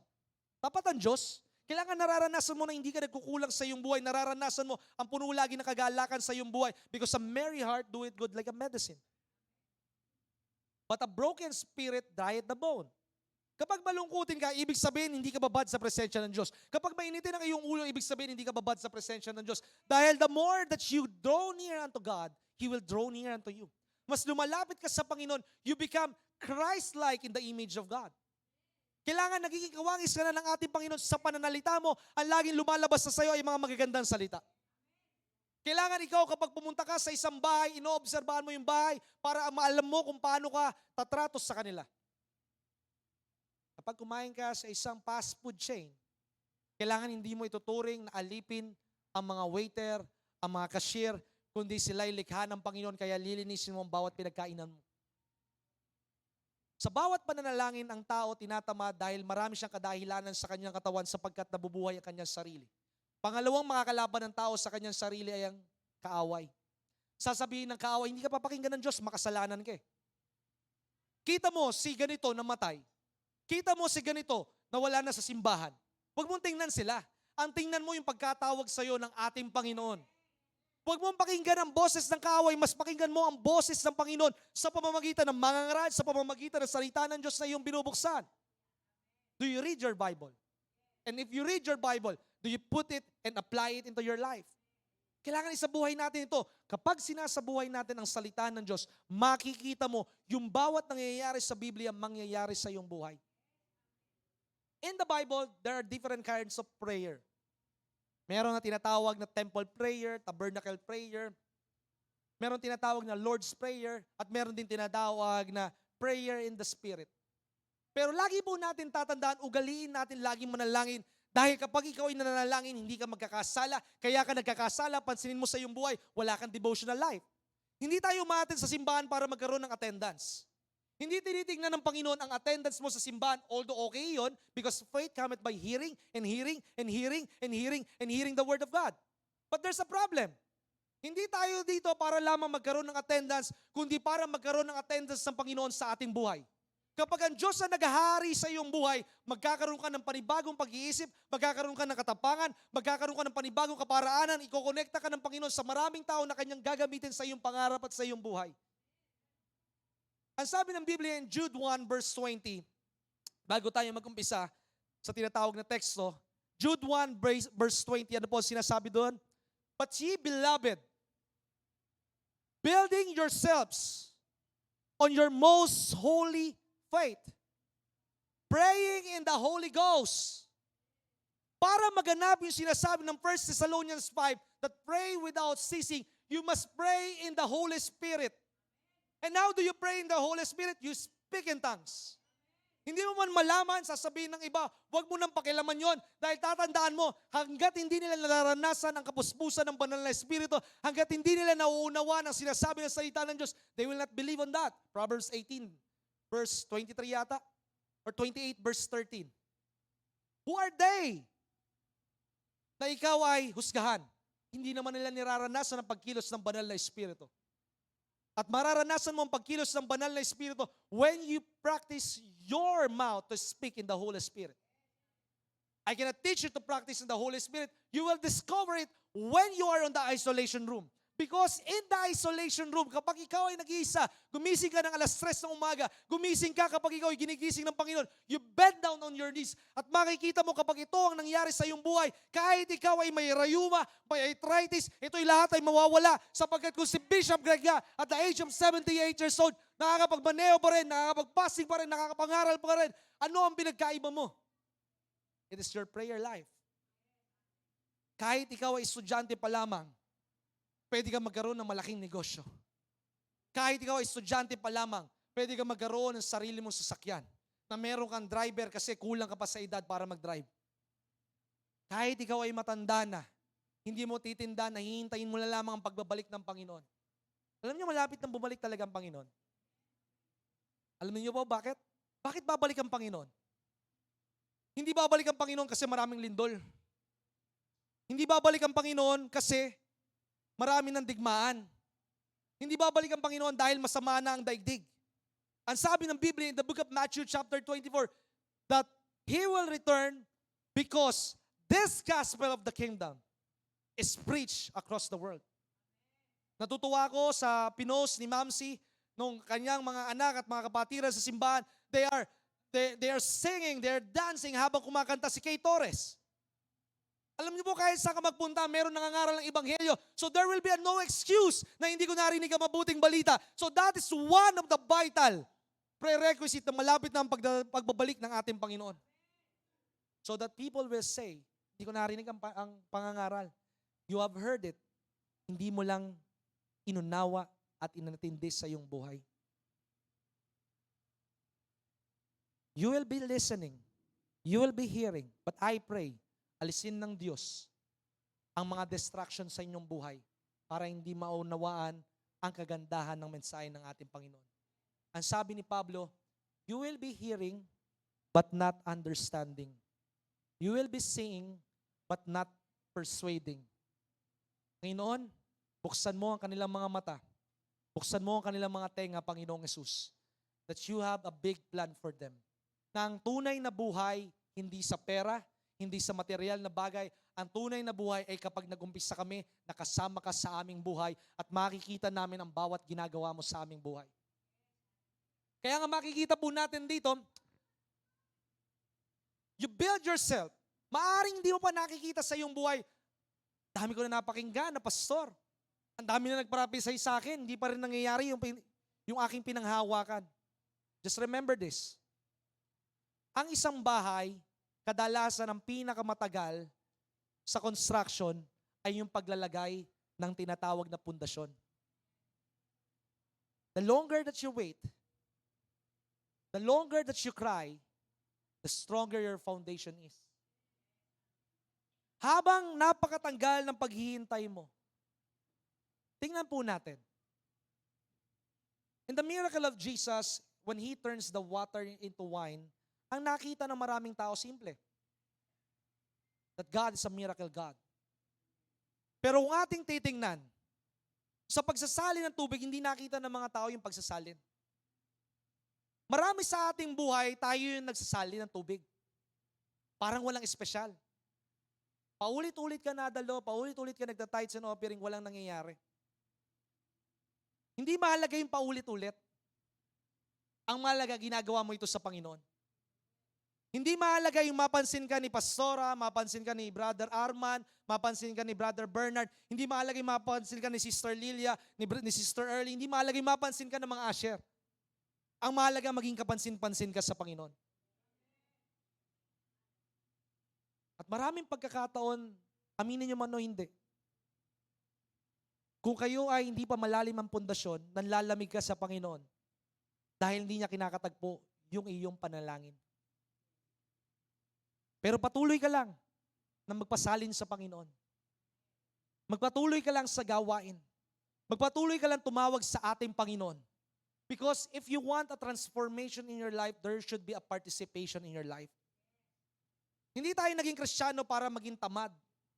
Naging tayong Kristiyano para magpatuloy kahit walang gantimpala sa ating buhay because I know my God is not a man that He should lie. Tinitingnan lamang ng Panginoon, magpapatuloy ka pa rin ba? Pero now is the time para makita mo sa iyong buhay na yung lahat ng iniintay mo, hindi ito mapapawalang saysay, that your labor is not in vain. Yung iniintay mo na proyekto, maaaring na-cancel ito, yung pala inihanda ka ng ating Panginoon sa mas malaking proyekto na ibinigay sa iyo ng ating Panginoon na hindi ka sa tao aasa, kundi sa Diyos ka aasa, sapagkat kapag ang Diyos ang nagbukas ng pintuan, wala mang sinong tao ang makakapagsara nito. Kaya sabi ng Biblia in the book of Colossians chapter 3, verse 1, Colossians chapter 3 verse 1, if ye be risen with Christ, seek those things which are above, where Christ seated on the right hand of God. Kung ikaw ay kasama ng ating Panginoon na muling nabuhay, hindi na kailangan na kasama mo yung luma mong buhay. Huwag mo nang problemahin yung problema. Ang sabi ng aking tinuturuan, Pastor, isang bagay na naunawaan ko kung bakit napakaunlad ko ngayon. Hindi ko na pinoproblema yung problema sapagkat ang lagi mo sinasabi, yung problema ay isang promosyon ng ating Panginoon. Yung problema ang kailangan itapat dyan ay isang solusyon. Kung si Kristo na ang nabubuhay sa iyong sarili, kasama ka sa kanyang pagbuhay, sabihin mo sa katabi mo, huwag ka na magreklamo. Bantayan mo ang iyong bibig. Bantayan mo ang iyong labi na huwag lumabas, makalusot dyan, yung tinatawag ng mga masasamang salita. Dahil kapag si Kristo na nabubuhay sa iyong sarili, ang lalabas na sa iyo lagi ay mga papuri, pagsamba, pagdakila sa ating Panginoon. Dahil nagbabago na ang iyong kaisipan na ay laging magtagumpay patungo sa mas malalaking katagumpayan. Hindi ka dumaraan sa problema para mawasak, dumaraan ka sa problema para makilala mo ang Panginoon. Kaya walang solusyon na nangyayari sa iyong buhay dahil ang gusto ng Panginoon, siya ang matuklasan mo na siya lamang ang solusyon sa iyong buhay. Kasi kapag meron kang solusyon sa karunungan mo, tandaan mo, hindi mo hahanapin ng Panginoon. Hindi ka makakapanalangin na ikaw ay lumuluha sa Panginoon. At lagi mong tatandaan, mamaya, hindi ko alam kung matatapos natin, pero sige, ibabypass natin para mabilis. Merong 8 bagay kung bakit kapag nananalangin ka, wala kang answered prayer sa iyong buhay. There are 8 things na kung saan ikaw ay hindi tinutugon ng ating Panginoon dahil sa 8 bagay na ito. Kaya napakalaga, before you pray unto God, first, you must check if you are clean. Number 1, although it's in any order. Number 1, puntahan na muna natin doon. Number 1, kaya hindi tinutugon ng ating Panginoon yung tinatawag na pananalangin mo. Alam mo kung bakit? Number 1, it is because of your unforgiveness. Meron ka ba mga tao na nakasakit sa'yo? Maaring iniisip mo yung tinatawag na boyfriend mo na kung saan ikaw ay iniwan, sana siya yung gusto mo mapakasalan pero hindi siya yung napakasalan mo. Kaya hindi mo siya napakasalan dahil unang-una, yung asawa mo ngayon, siya ang iyong nawawalan tadyang sa iyong buhay. Maaari yung asawa mo man ay mabisyo, kaya siya ay mabisyo para ikaw ay baguhin muna ng ating Panginoon na makita mo sa iyong mata na yung bisyo niya, ang magiging bisyo niya ngayon ay pananalangin, paglilingkod sa Panginoon at magiging mabuting Ama. Hanggat hindi mo nakikita sa iyong buhay na magandang ginagawa ng Diyos sa inyong pamilya, hindi mangyayari ang magandang bagay sa inyong buhay. You just need to see it first in your spiritual life. Na makita mo na hindi ka na nangungupahan, meron ka ng paupahan. Na makita mo na hindi ka mananatiling empleyado, pero kailangan magpakasipag ka muna sa pagiging empleyado. Hindi tayo naging Kristiyano para tayo'y maging tampulan lamang ng tinatawag na mga kainisan. Kundi nakikita nila bilang isang Kristiyano, ikaw yung pinakamaaga sa opisina, ikaw yung pinaka-late sa opisina, ikaw yung pinakamaayos, ikaw yung meron na iipasa sa opisina. Magpatawad ka. Number 1, unforgiveness. One of the things kaya hindi dinidinig ng Panginoon yung iyong panalangin kasi ayaw mo magpatawad. Bakit hindi ka nakakapagpatawad? Kasi malaki yung ginawa niya sa akin, Brother Jonathan eh. Alam mo yun? Tinakbuhan ako ng malaking pera. Alam mo yun? Halos mamatay ako dun sa ginawa niya. Hindi mahalaga yun. Just remember this. Don't be unfair. Dahil kahit kasimpula ng dugo ang iyong kasalanan, pinatawag ka ng ating Panginoon. Bakit hindi ka makapagpatawad? Because you are selfish. You are living on your flesh. Merong isang storya during the World War II na kung saan yung piloto ng tinatawag na may dala ng atomic bomb, binagsak niya yung tinatawag na bomba at kung saan bumagsak yung bomba, kilometers away, merong tinatawag na sundalo na Hapon. At siya ay naputulan ng kamay. And then several years ago, merong isang conference ng mga Kristiyano somewhere in America. At nagpapatotoo yung piloto na sabi niya, dati, dami ko napapatay kasi ganito, ganyan, ganyan. And this man, siya ay tumayo. At ang sabi niya, ako yung isa naging biktima ng bomba mo during that day. Pero higit sa lahat na nakilala ko ang Panginoon, hindi ko na tiningnan ang aking nakaraan. Ang tiningnan ko ay magpatawad. Dahil kapag ikaw ay nagpatawad, hinahayaan mo ang sarili mo na makalaya laban sa anumang kabigatan, laban sa anumang kaguluhan ng isipan. Dahil ang pagpapatawad, ang pinakamalaking katagumpayan para magkaroon ka ng kalayaan laban sa iyong nakaraan. Hanggat hindi ka makapagpatawad, ibig sabihin mas gusto mong paniwalaan ang sarili mo na ako'y agrabyado, na ako ay dihado, pero hindi yon ang pinakamahalaga. Ang sabi ng salita ng Diyos, if you want to be the greatest, then serve. Hindi mahalaga yung nagawa niya. Ang mahalaga yung nagawa mong pagpapatawad. Ang mahalaga yung pag-ibig mo sa Kanya. Because while yet we are sinner, habang ako ay makasalanan pa, habang ako ay hindi pa maalam sa Panginoon, ang sabi ng Romans 5, Christ died for you and He loves you while you are yet sinner. Kailan ka inibig ni Sister Jasmine? Brother Rodel, nung ikaw ba'y mabait na? Nung ikaw ay hindi pa mabait. Kaya ibinigay ang mag-asawa na hindi parehas sa kanilang pag-uugali para ipakita mo ang pag-ibig ng ating Panginoon sa isa't isa. At sa kanyang pag-ibig, sila ay magkakaroon ng paglago at katagumpayan at sila ay magiging isa. Number 2, bakit ang tao ay hindi mapakinggan ng Panginoon sa panalangin? Because of fear. Matatakotin. Maraming tao ang naniniwala sa Diyos, sabi ko kanina, pero hindi makapagtiwala. Alam niyo, malungkot ako. Malungkot ako kapag nakikita ko ang isang Kristiyano, not to condemn them, but to pray for them. Nakikita ko isang Kristiyano, kahit siya ay Kristiyano, nagiinom pa rin. Nagbibisyo pa rin, pero magpatuloy ka lang sa simbahan. Nagkakaroon pa rin sa kanyang katawan ng pagpupuno ng tato, kahit siya ay Kristiyano. We are not here to conform in this world. Alam niyo ang pinakamatibay na tao? Yung hindi ma-impluwensya ng bisyo because he has his own integrity. I'll rather be hated by the world than hated by God. Do you know sa mga kabataan, kapag ikaw ay nagpapatuto, if you learn from the marketing books na meron kayo, ewan ko kung college na kayo, tattoo is a sign that you are being brand in the old days, during the 1800s, na yung isang cattle, kaya tinatatuan, nilalagyan ng mainit na iron, branding, para kapag nagkahalo sa tinatawag na plane, hindi maliligaw at alam mong sa'yo yung farm yon. Do you know kapag ikaw ay may tattoo, ipinapakita mo, not to condemn you, but there's a way. Walang problema kung ikaw ay maraming tattoo na galing ka sa labas ng simbahan, pero hindi ikaw yung galing sa simbahan because you know the truth, and the truth shall set you free. In the book of Leviticus, kapag ikaw ay nagpapatato, you are putting your life open to the attack of the enemy. Ang pinakamagandang tattoo na meron ka sa katawan, it is written in the book of Ephesians. It is the seal, the tattoo of the Holy Spirit in your body. So that when you open up your mouth, when the people see your presence, makikita nila yung kapangyarihan ng Panginoon sa iyong buhay, that when you open up your mouth, you will have power, you will have authority, you will have dominion, you will have anointing. Desire for the anointing. So that whatever you do, it will prosper. Hindi yung binigyan ka ng trabaho, hindi mo ito gagawin ng tama.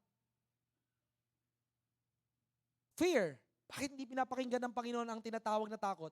Ang sabi ng Biblia in the book of James chapter 1 verse 6, when you pray, you must not doubt or have fear kasi magkakaroon ka ng tinatawag na kagaya ng isang bangka na ikaw ay dinuduyan ng tinatawag na alon. Kaya ka natatakot. Alam mo bakit ka natatakot? Natatakot ka for a simple reason. You do not know God. Ang sabi ng Biblia in the book of John chapter 16 verse 9, of sin because you do not believe in God. Kaya mo hindi makakilala o mapaniwalaan ng ating Panginoon because you lack the knowledge in the relationship with God. Ang sabi nga ng aking asawa, masyado ka nang walang oras sa amin. Kasi lagi ministry, church, Bible study.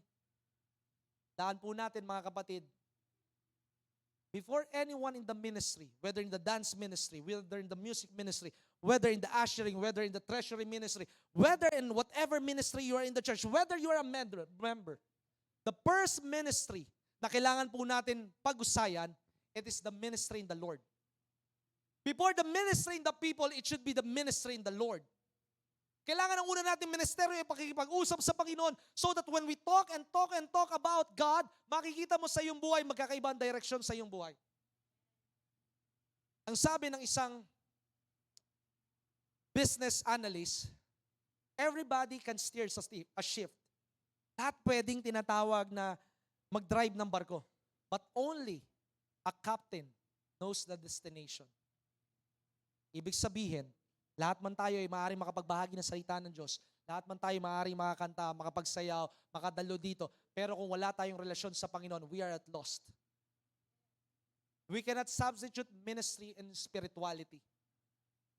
Kailangan mawala sa atin na sabihin mo ngayon, ipangako mo ngayon sa Panginoon, hindi lang mananatili na ikaw ay tagapakinig, ikaw ay magliligtas ng kaluluwa because the church is not called to be in the church is called to win the lost. Kailangan hanapin natin ang mga ligaw. Kailangan hanapin natin ang mga makasalanan sapagkat ang mensahe ng Panginoon hindi para sa banal, kundi para sa makasalanan so that none should perish. Para mawala ang takot sa iyong buhay, pansinin mo. Napansin mo ba sa Facebook or sa YouTube? Kung ano yung clinic mo, kadalasan yun na yung laging sinasuggest sa'yo. Kunyari, clinic mo ay tungkol sa diabetes. Kunyari lang Ang laging lalabas sa'yo, herbal medicine, lalabas sa'yo si doktor ganito, lalabas sa'yo si herbalist, lalabas sa'yo yung gamot na ganito, ito ang pinakamabisa. Kasi alam nung AI o alam nung coding, kung ano man tawag doon, hindi ako programmer, yun yung kailangan mo. Kaya kapag ang lagi iniisip mo ay puro katatakutan, ang lalabas sa'yo puro katatakutan. Pag pinuno mo ang isip mo ng salita ng Diyos, ang sabi ng Biblia in John 17 verse 17, sanctify us, cleanse us, make us holy, make us pure by your words.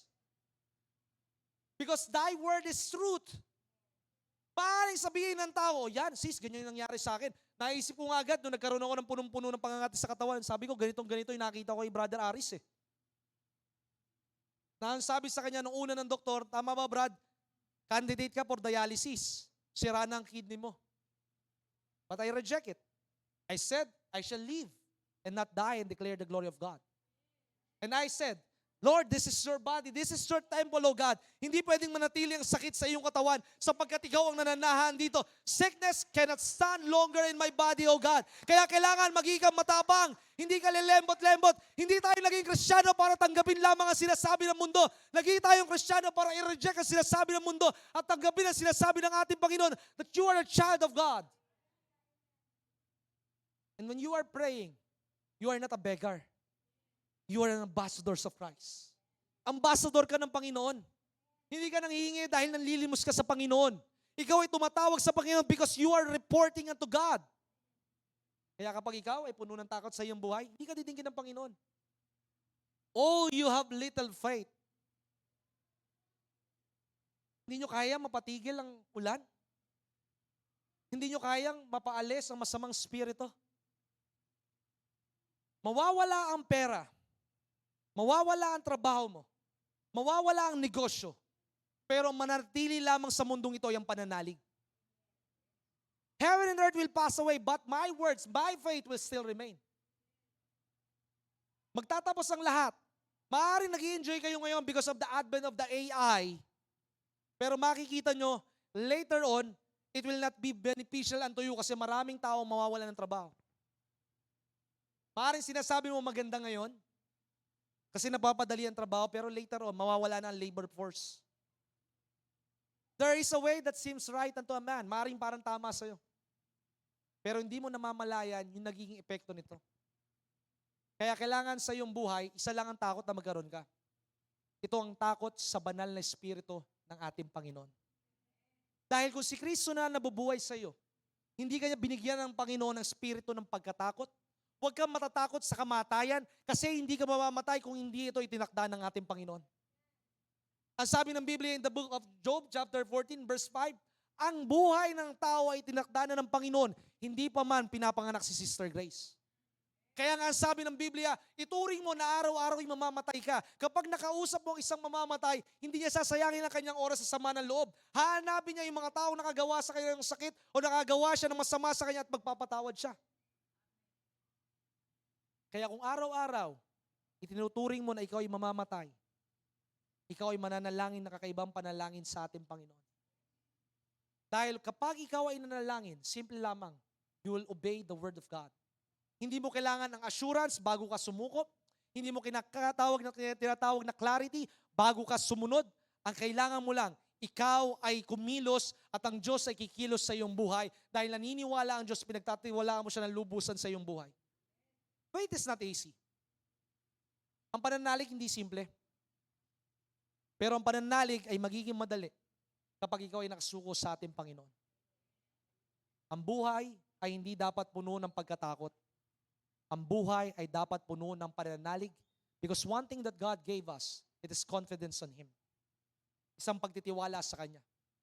Simula sa araw na ito, huwag mo nang pakiramdaman ang iyong nararamdaman. Maaring nandyan ang kirot, maaring nandyan ang blood pressure na tumataas, pero nandyan ang ating Panginoon para hindi ka pabayaan sa pagkatotoo ang Kanyang salita. Number 3, disobedience. Hindi pagsunod. Parang ganito lamang po yan. Marami nagpapaka-counseling kay Pastora Magda o sa mga pastor, o humingi ng payo sa iyo bilang isang kaibigan. Bakit ka pa hihingi ng payo kung hindi mo rin naman susundin? Parang ganito yan. Pupunta ka sa doktor, sabi, inumin mo to, ganyan, ganyan. Pero ayaw mo naman gawin na umiwas ka muna sa ganitong matataba.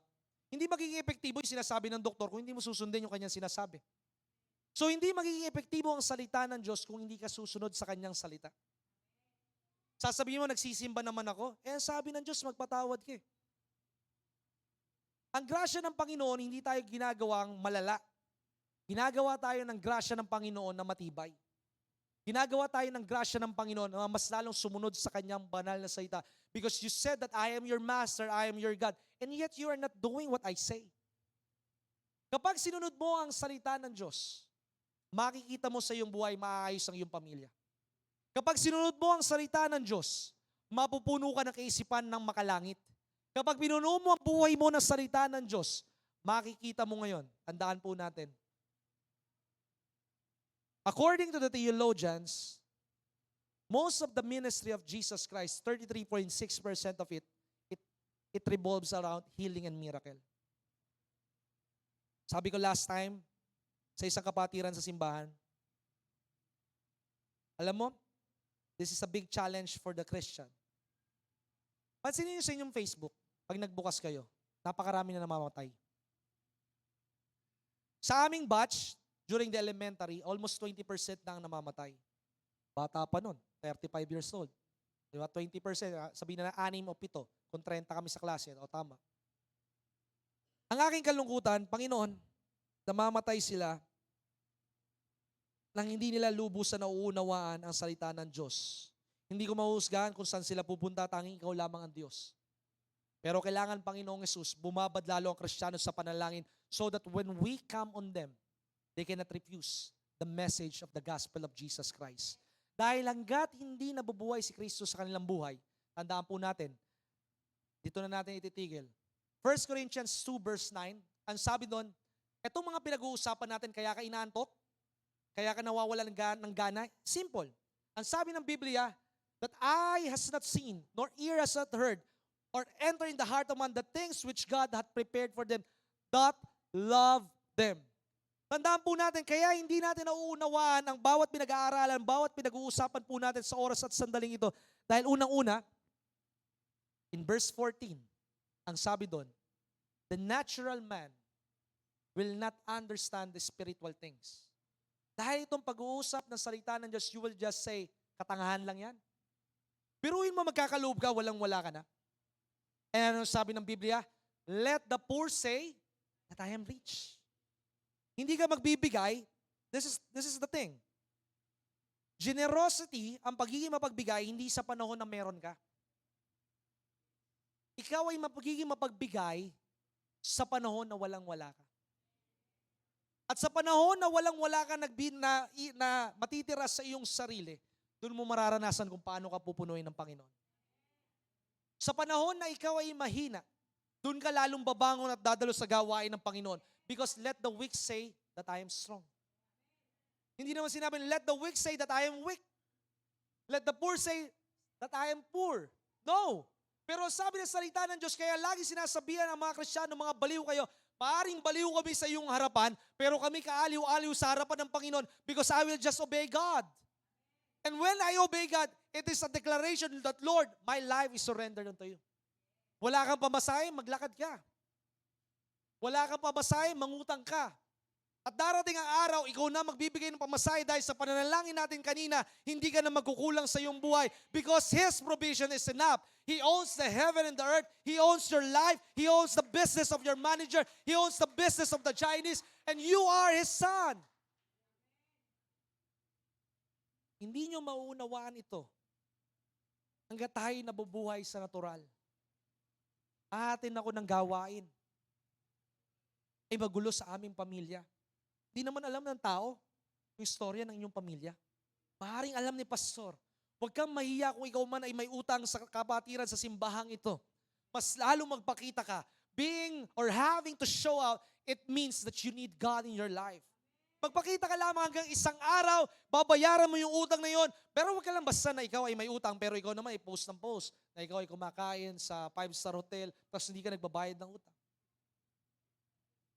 It's about training. Pag nagkapera ka, unahin mo yung may utang. Unahin mo magpasalamat sa Panginoon. Because generosity is not when you have a 13th-month pay. Paano ngayon tapos na ang 13th-month pay? Sa mga kumaskas dyan sa credit card, gasgas kayo ngayon. Pero tandaan nyo, there are 3 things na kulang ang Kristiyano. Next month ko na ulit ituturo. Most of the people fail to plan on their eternal life. Pinaplano ninyo mapatapos ang anak ninyo na attorney, abogado, isa na nga, attorney, accountant, doktor, or whatsoever. Pero planuhin nyo rin eternal nilang buhay. Dahil lahat ito ay iiwanan sa mundong ito. Hindi ko sinasabi huwag kayong magplano sa kinabukasan.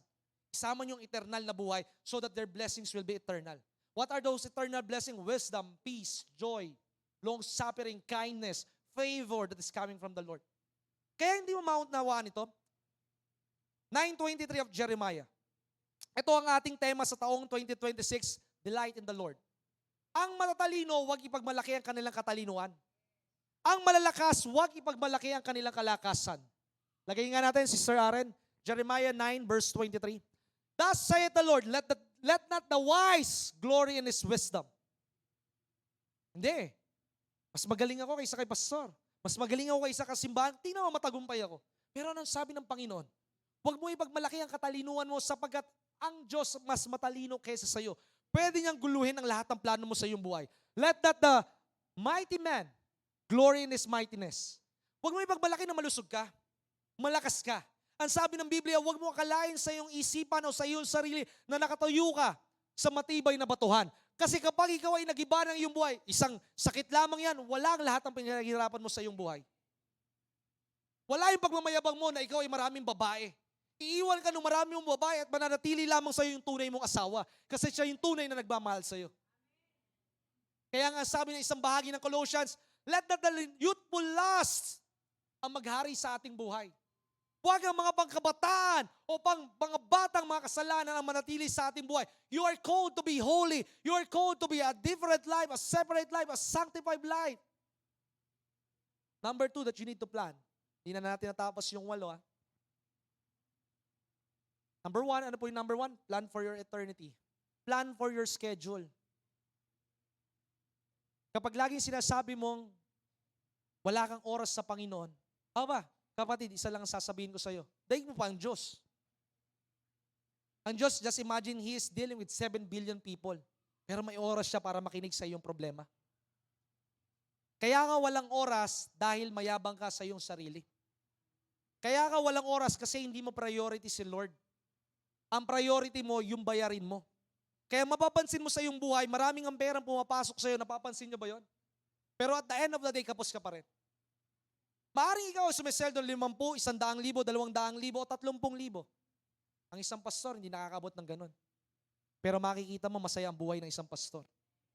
Because those who trust in the Lord, He will never be put into shame. Hindi kami manlilimos, hindi kami magugutom. Simple lang righteousness. I am young and now I am old, but I have never seen the righteous forsaken or begging bread. Hindi ko hahayaan ang aming anak na manghihingi ng ulam o ng baon sa aming classmate.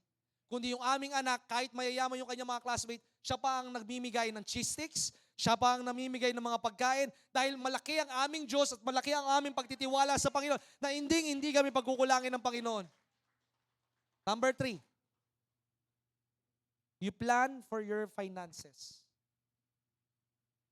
The love of money is the root of all evil. At maraming sakit ay nanggagaling dahil sa paghahanap mo ng pera. Ang kalaban ng tao bukod sa kanyang sarili, hindi si Satanas, kundi yung pagmamahal mo sa pera. Kaya ka nag-overtime? Kasi may kailangan kang bayarin na kinuha mo ngayong December. Kasi marami kang pangarap pero hindi mo inuna ang ating Panginoon. Tandaan po natin, stewardship is when you have the money, the resources. How do you do it? Paano mo pararamihin ito? Nagpapasalamat ka ba sa Panginoon nung natapos ang December? Nung pagkatanggap mo ng, let us check your heart. Kailangan isaayos natin ang ating puso. So that you will never question God, bakit ganito ang nangyayari sa aking buhay? This is not to condemn you, but this is to challenge you. Pour out your heart into the Lord. Sinasabi ko sa iyo, ikaw ang susuko sa pagpapala ng Panginoon. Nung tumanggap ka ng pagpapala, ano ang unang naisip mo? Bumili ng regalo kay Mrs. at sa anak mo? O magbigay ng pasasalamat sa Panginoon? Remember this in the book of Matthew chapter 6. Nang dumating ang ating Panginoon, hindi siya dumating para i-abolish ang batas. Be careful of the grace preacher na ito ang gusto ng mga tao na wala nang susundin sa Panginoon. Ang grasya, ginagawa tayong masipag. Ang grasya, ginagawa tayong responsable. This is not para ikaw ay sumbatan. Ngayong buwan, yung tatanggapin mo sa trabaho mo, unahin mo, Panginoon. Tithing is not about the law. Giving is not about the law. Giving is about you believing in Christ. Ikaw ay naniniwala sa Panginoon at nagtitiwala sa ating Panginoon. Mas lumalaki ang pagpapala mo, mas unahin mo ang Panginoon. Makikita mo nang walang pag-aalinlangan. Siksik, diglig, at nag-uumapaw ang mangyayari sa iyong buhay.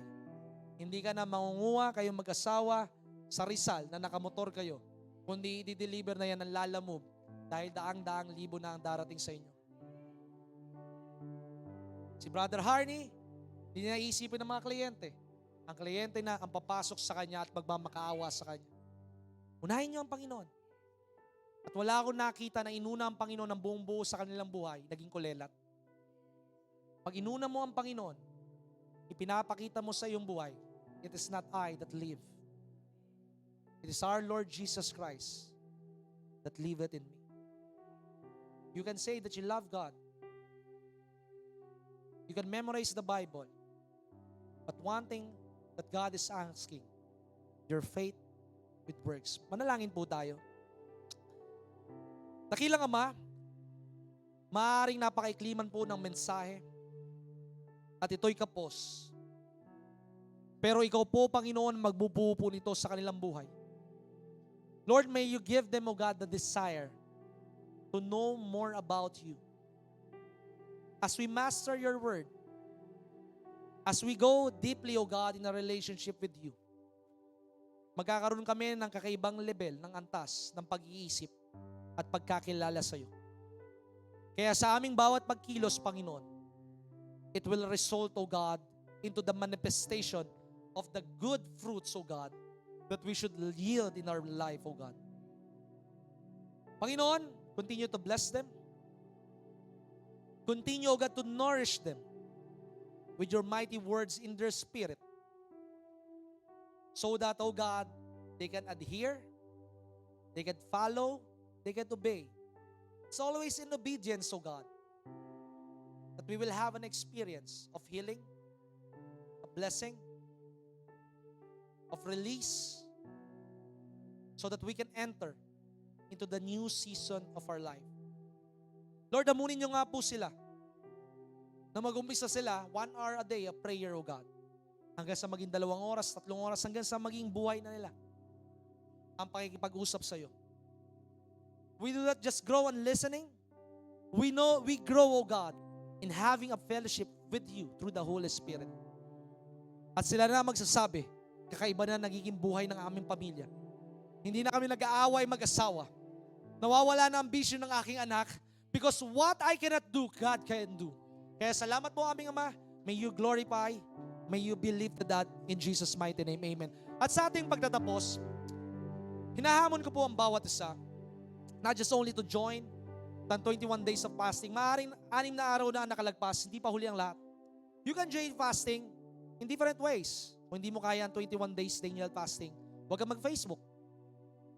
Huwag kang makipag-chismisan. Huwag kang gumawa ng mga masama na hindi dapat mong gawin. And last thing, we are here in the first month. Ipanalangin ninyo sa Panginoon kung ano yung darating na unang pagpapala ninyo ngayong buwan. You will give the first fruit unto the Lord. Sasabihin niyo, first fruit is about the Old Testament. But remember, when God gave His only begotten Son, He is the first fruit of God. Remember when the apostle asked Hananiah and Sapphira, ito na ba ang lahat na napagbentahan? Everything comes from the Lord, ang sabi ni David. And we give only part of it. Yung pagbibigay mo ng first fruit, hindi mo tinitingnan na may bayarin ka. Ang sabi ng isa, hindi naman kayo magbabayad ng aming bayarin, Brother Jonathan. It's not I. It's about, do you really believe in God? Pag naniwala ka sa Panginoon, hindi lang tayo basta nakikinig. Tayo ay dumidinig. Naniwala ka sa Panginoon that God can bless the month of January, February, March, April, May, up to December. Dahil ginagawa mo siyang panungunahin sa iyong buhay. Isipin po natin si Abraham. When God asked Abraham, ano ang tanong kay Abraham? Pwede bang akin na si Isaac? Nagdalawang isip ba si Abraham? And that is righteousness. Hindi nagdalawang isip si Abraham. Why? Ang sabi ng Biblia, Abraham knew God. And God knows Abraham. Kapag kilala mo ang Panginoon, alam mong hindi ka ipapahiya ng Panginoon. Kapag kilala mo ang ating Panginoon, alam mong hindi ka pagkukulangin ng Panginoon. Kapag kilala mo ang ating Panginoon, you can give it with boldness and joy ng buong buo. Sabi ng isang kapatid,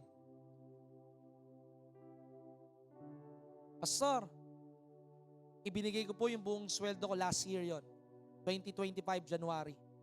Alam niyo po, yung 3 kong anak, walang binayarang tuition fee. Maaring hindi man pera ang dumating sa'yo, pero maaring dumating ang panibagong negosyo sa iyong buhay. Maaring hindi man negosyo ang dumating sa iyong buhay, maaring ikaw ay tumigil na sa maintenance medicine. Maaring hindi man dumating yung sa maintenance medicine, maaring dumating na hindi na magiging pabigat na lagi kayo nagtatalo ng anak mo dahil sa kanyang boyfriend o sa kanyang girlfriend. Maaring hindi nga dumating yung pera, pero maaring dumating sa'yo yung kagalingan ng iyong pangangatawan. Subukan mo ang Panginoon. Try me. Test me. Ipanalangin niyo po ito sa susunod na 1 linggo. Panginoon, remember this, like Jephthah. I just want to broadcast this because being a pastor is being a slave of God. Ang sabi ng aking nanay, sabi sa church, sa Green Hills, ano man ang dumating sa akin unang 1 milyon, ito ibibigay ko sa gawain ng Panginoon. Remember Jephthah. Ang sabi ni Jephthah, ano po? Kung sino yung unang pumasok sa pintuan, yun ang iaalay ko sa Panginoon. Basta pagtagumpayin ako ng Panginoon. Nauna yung promise niya sa Panginoon. Obedience first before the experience of blessing. Ang sabi ng aking nanay sa Panginoon at sa aming pamilya, ano man ang matanggap kong unang 1 milyon na alam kong imposible. Dahil unang-una, being a pastor, it is not a job. It is a worship and surrender unto God. Wala kaming negosyo, wala kaming hanap buhay, kundi kami ay ginagawa lamang namin mag-aral, manalangin, humayo at magligtas ng kaluluwa. Sabi ng aking nanay, just to hamunin ang bawat isa. Ang unang matanggap kong 1 milyon, ibibigay ko ito ng buong buo sa gawain ng Panginoon. After a month, nakatanggap ang aking nanay ng 1 milyon. Binigay niya ng buong buo, walang panghihinayan, walang pag-aalinlangan sa gawain ng Panginoon. If the pastors can do it, you can do it. Ang pinagkaiba lamang natin, yung pananalig sa Panginoon. The pastor is not getting your money, the church is not getting your money, you are giving your heart unto God. Alam niyo, ang lahat, lagi ko sinasabi sa inyo, ang lahat ng suot ko, wala akong binili dito. Itong Apple Watch na meron ako ngayon, last December, my brother gave it to me. Everything that I have today, I did not spend any single money. Kaya wala kayong pag-iisipan kung saan napupunta ang inyong tinatawag na tithes and offering. We don't have any allowance from the church. And yet, we can send our family sa magandang eskwelahan. Why? I trust in the Lord with all my heart and lean not on my own understanding. Hindi ko tinitingnan. Dati alam nyo, nag-uumpisa ako sa ministeryo, ang laging iniisip ko, paano makakabayad ang ministeryo? Paano makakabayad sa church? Paano makakapag-ayos ng prayer mountain? And next week, papalitan lahat ng 24 sets ng prayer cell ng bagong pintuan. And then next month, papalitan yung buong bubong ng prayer mountain dahil may dapat na paggamitan yung pera. Kapag ginawit mo ng tama ang buhay mo sa Panginoon, ibibigay niya ang lahat-lahat sa iyong buhay. Huwag ka lang mag-aalinlangan. God bless and we love you with the love of the Lord.